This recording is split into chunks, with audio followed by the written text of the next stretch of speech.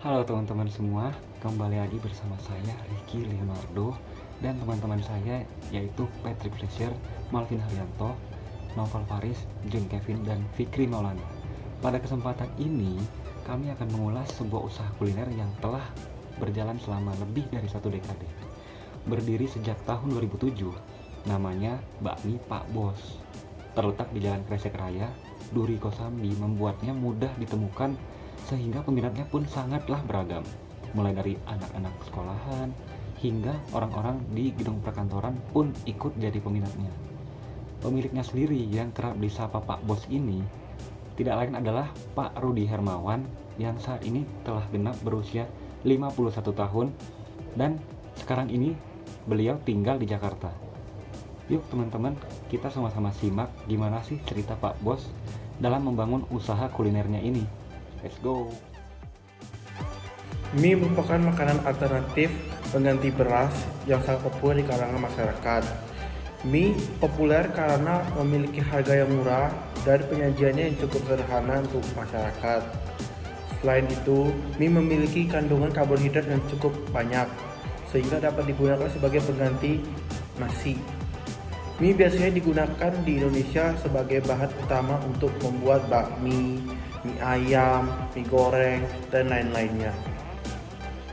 Namun para pedagang mie menggunakan cara manual untuk pembuatan mie, yaitu dengan tenaga manusia, sehingga ini tidaklah efektif karena membutuhkan waktu yang sangat lama, sehingga ini dapat menyebabkan suatu masalah, yaitu dengan jumlah waktu yang sangat lama, pedagang tersebut pun tidak dapat memproduksi mie yang cukup banyak yang sesuai dengan permintaan pasar.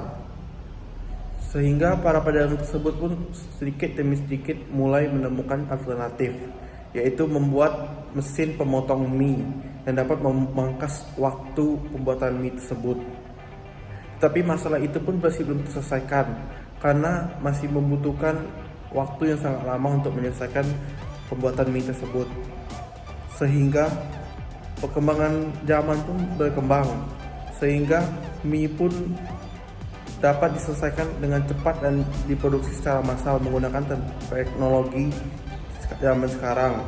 Dan mie pun ada yang dikenal dengan mie instan. Latar belakang perusahaan kuliner tersebut bernama Pak Bos karena seorang owner dulu merupakan suatu direktur pada perusahaan tertentu, dan dia membuka toko bakmi untuk menjadi mata pencarian sampingan. Dan pada waktu itu nama tersebut unik terdengar di kuping orang, sehingga banyak orang tertarik untuk datang ke tempat tersebut. Dan karena itu bapak pemilik tempat itu pun melanjutkan usahanya. Alasan kenapa saya memilih perusahaan ini karena bapak pemiliknya atau ownernya itu merupakan teman dari saya atau kenalan saya, sehingga saya lebih mudah untuk mempromosikan perusahaan tersebut. Dan menurut saya makanan bakmi tersebut sangatlah enak.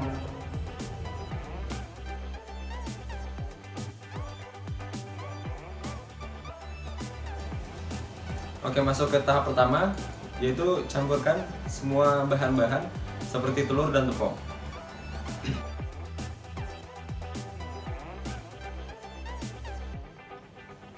Oke, setelah halus, giling adonan di mesin adonan sampai bentuknya panjang dan tipis.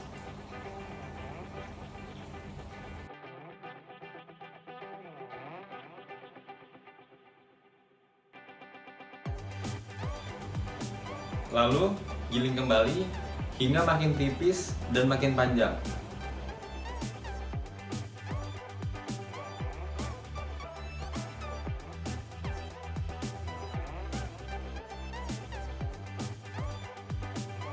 Setelah tipis dan panjang, cetak adonan ke dalam mesin bakmi dan bakmi siap untuk dipasarkan. Terima kasih.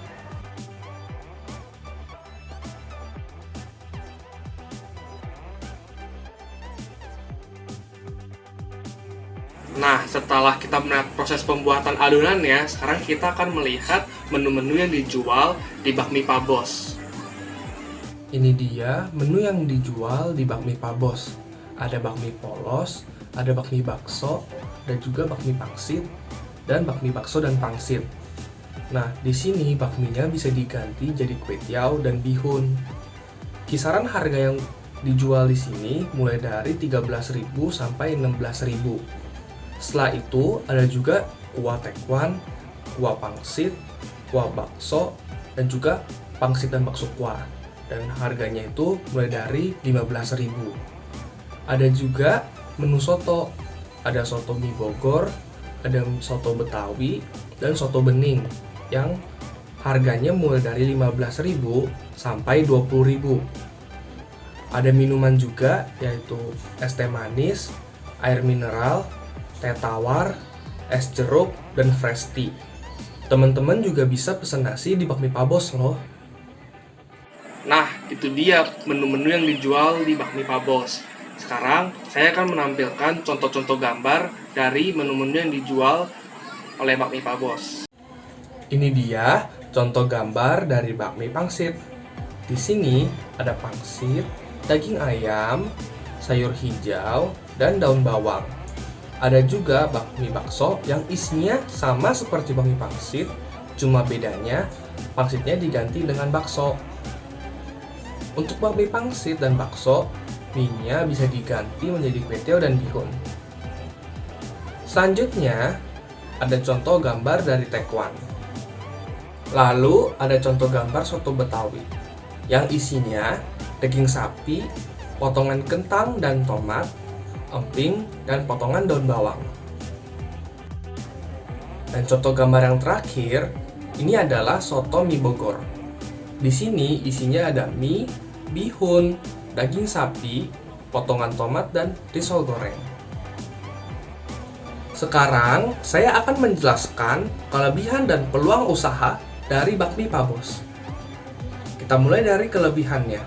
Yang pertama, bakmi Pak Bos harganya murah dan terjangkau, cocok untuk kantong mahasiswa. Kedua, lokasinya sangat strategis, yaitu di samping jalan. Jadi, orang-orang pasti akan melihat bakmi Pak Bos setiap mereka lalu lalang. Ketiga, bakmi Pak Bos sudah dikenal di masyarakat sekitar, yang membuat orang-orang kalau mau makan bakmi pasti akan pergi ke bakmi Pak Bos. Lalu sekarang saya akan menjelaskan peluang usaha milik bakmi Pak Bos. Di bakmi Pak Bos, yang spesial adalah ada menu sotonya yang jarang dimiliki oleh penjual bakmi lainnya. Menu sotonya sangat bervarian seperti yang sudah saya sebutkan sebelumnya. Ada soto Betawi, ada soto mie Bogor, dan soto bening. Bakmi Pak Bos juga menyediakan media pemesanan produk, bisa beli langsung ataupun beli online melewati GoFood.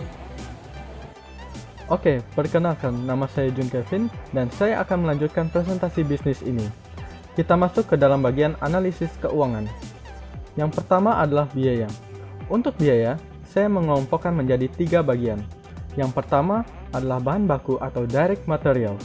Bahan baku utama dalam usaha kegiatan bakmi Pak Bos adalah tepung dan telur untuk membuat mie, bihun, kue tiaw, dan pangsit. Sedangkan bahan baku lain yang diperlukan adalah bakso, daging ayam, dan bumbu-bumbu penyedap rasa. Dalam 1 bulan, usaha bakmi Pak Bos mengeluarkan biaya bahan baku sekitar 12 juta rupiah. Yang kedua adalah gaji karyawan atau direct labor. Usaha bakmi Pak Bos memiliki karyawan sebanyak 6 orang. Gaji tiap karyawan adalah sebesar 3 juta rupiah per bulan. Jadi, untuk gaji karyawan, usaha bakmi Pak Bos memerlukan setidaknya 18 juta rupiah. Yang ketiga adalah biaya lain-lain atau overhead cost. Biaya lain-lain terdiri dari biaya transportasi, uang makan harian, perlengkapan, dan keperluan lain-lain dalam usaha. Usaha ini memerlukan sekitar 15 juta rupiah per bulan untuk membayar overhead cost. Jadi, pengeluaran dari usaha bakmi Pak Bos adalah sekitar 45-50 juta rupiah. Yang kedua adalah pendapatan. Usaha bakmi Pak Bos memiliki pendapatan kotor yang bervariatif, mulai dari 2-4 juta rupiah per hari. Sehingga pendapatan kotor per bulannya adalah 60 juta rupiah sampai 120 juta rupiah per bulan.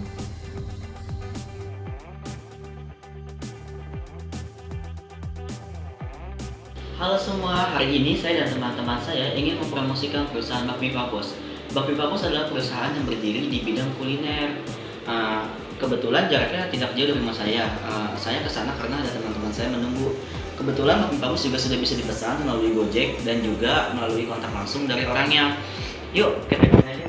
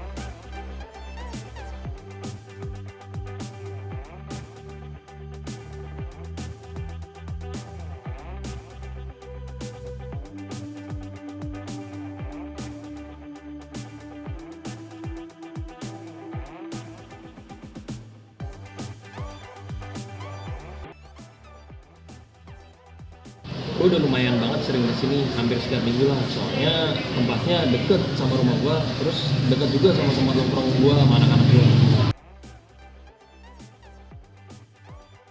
Yang bikin gue nagih kesini tuh pertama dari harga ya. Harganya tuh worth it banget sama apa yang disuguhin sama yang ada di sini gitu. Gue tadi barusan beli bakmi pangsit plus bakso itu cuma 16.000 dan gue rasa itu cukup lah buat makan pagi atau siang gitu. Cukup enak banget di sini, worth it, sumpah.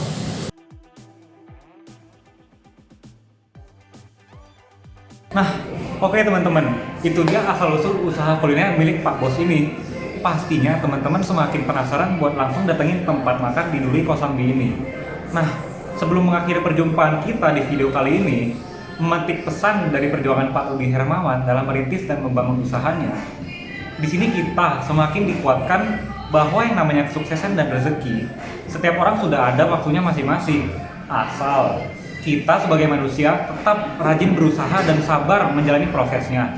Serta aktivitas yang kita lakukan setiap harinya fokus mengarah kepada tujuan atau goals kita.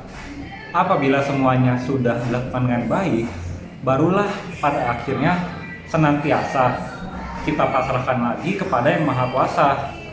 Percayalah, dengan melakukannya setiap hari dan dengan dibarengi oleh pertumbuhan karakter yang kuat, maka kesuksesan itu akan datang dengan sendirinya. Oke teman-teman, sampai di sini aja perjumpaan kita kali ini. Mohon maaf apabila ada kata-kata yang kurang berkenan. Atas perhatiannya, saya mewakili teman-teman saya mengucapkan terima kasih dan selamat pagi. See you.